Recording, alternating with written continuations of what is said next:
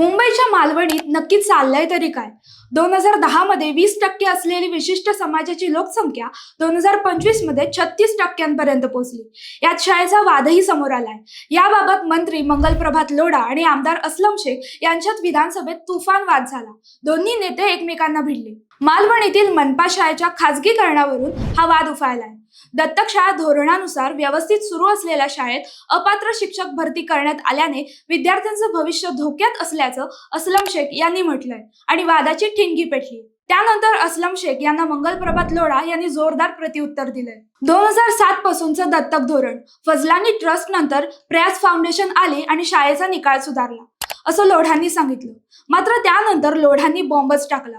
100 acre सरकारी जमिनीवर कब्जा कसा आणि कोणी केला, हे घुसखोर आले कुठून?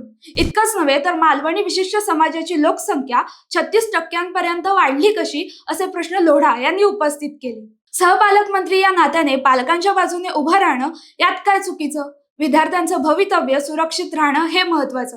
यात स्थानिक आमदारांचा विरोध कशासाठी, असा सवाल करत अस्लम शेख यांना लोढांनी निरुत्तर केले. त्याचवेळी आपल्याला धमक्या आल्याचंही लोढांनी सांगितलंय. मालवणीचा हा वाद मुंबईच्या भविष्याशी जोडलाय.